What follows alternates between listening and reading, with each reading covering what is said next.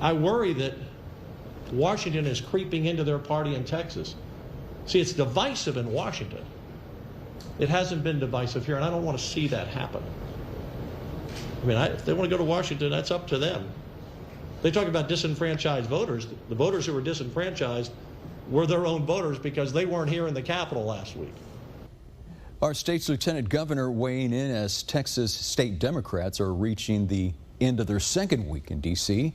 The Texas House unable to reach a quorum in the special session to tackle some pending legislation. But today, another show of support for the Democrats who chose to leave. Here's Channel 5's Tanvi Verma. Lupe's executive director says it's their job to show lawmakers how they feel about today's politics. Armando Martinez is doing, fighting in Washington, D.C. for the right for every citizen that's eligible can have the right to vote. For Valdez Cox, Republican election bills are a reminder of the obstacles her family had to face. And she says the issue is personal again. Valdez Cox says Republican election bills could hurt Lupe's ability to support first-time voters. They become citizens for the first time. They have never voted. They need our assistance.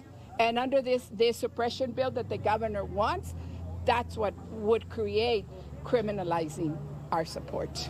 Hidalgo County GOP member Mayra Flores, who also plans to run for Congress in 2022, says there's enough opportunity for everyone to vote, even with Republican election bills passing.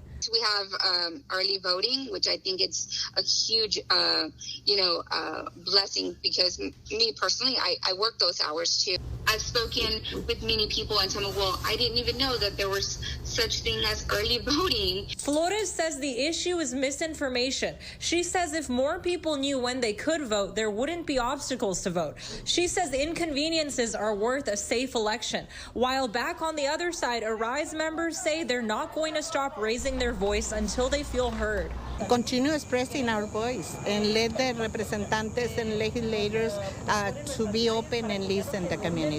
Members of Lupe and Arise say they'll be doing demonstrations like these until either the state election bills are dropped or some sort of voting rights legislation passes nationally. Tanvi Verma, Channel 5 News.